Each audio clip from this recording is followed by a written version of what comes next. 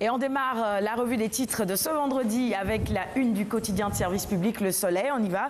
Je vous le disais, à la une justement, Le Soleil nous propose de revenir sur... Le Soleil revient plutôt sur le fonds de financement de la formation professionnelle. Le Premier ministre annonce 10 milliards de francs CFA additionnels, 3 000 jeunes subventionnés, 2 342 travailleurs formés.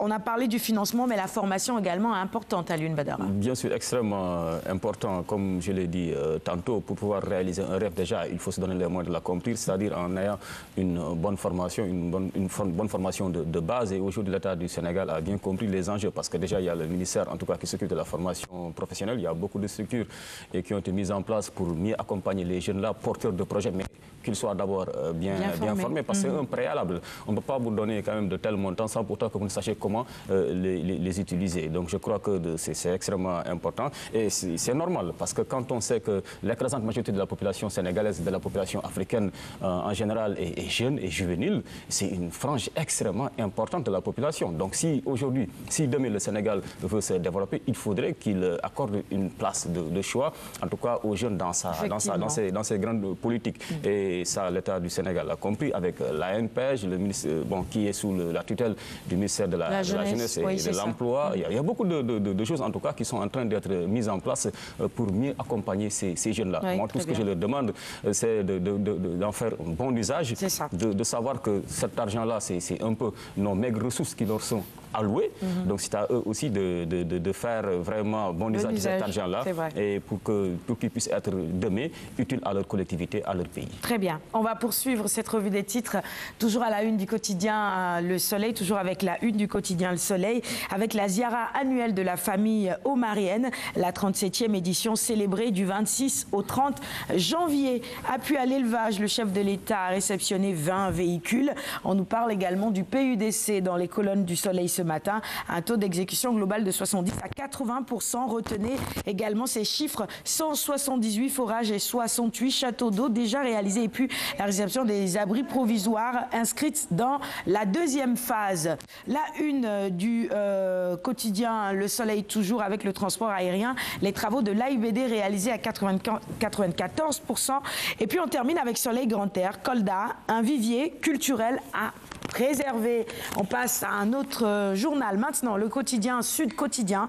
À la une, on nous parle éducation avec le paquet 2013-2016, taux d'abandon et de redoublement, mauvais résultats aux examens nationaux, les indicateurs au rouge selon nos confrères de Sud Quotidien.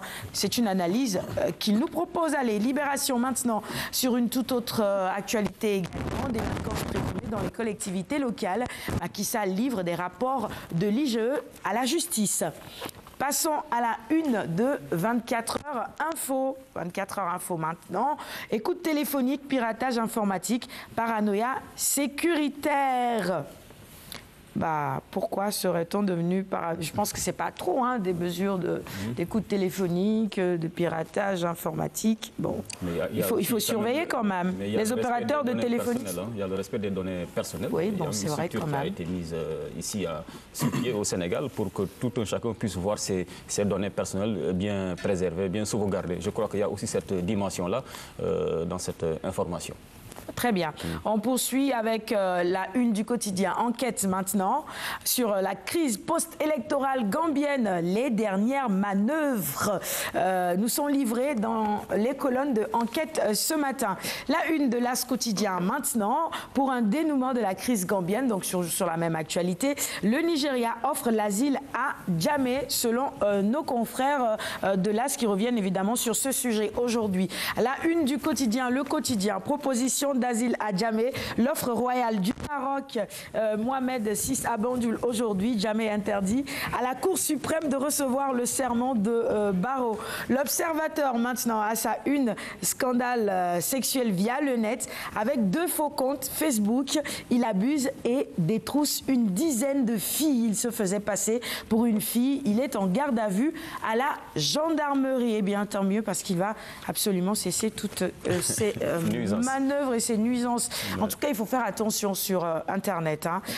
On poursuit avec Vox Populi maintenant. Réuni en secrétariat exécutif hier, le PS met à prix la tête de tous les délinquants. Walf Quotidien, pour poursuivre cette revue des titres, acte d'indiscipline au PDS où Marsar siffle la fin de la récréation. Les Échos, là on est à la une, voilà, très bien. Les Échos, on y arrive. Lettre du pape du Sopi pour galvaniser ses militants. Wad dope ses troupes. Titre ce matin, les Échos, c'est ça. C'est un quotidien d'information générale et on passe maintenant à Stade, quotidien spécialisé en sport. Stage à Brazzaville et les matchs amicaux. Pourquoi les Lions n'ont pas porté Romei? C'est vrai, c'est une question que beaucoup se posent. Peut-être Tierno Diallo y répondra tout à l'heure dans la chronique sport. Et on va terminer cette revue des titres maintenant avec Sounioulamb. Pape Yad décortique le derby face Pikine.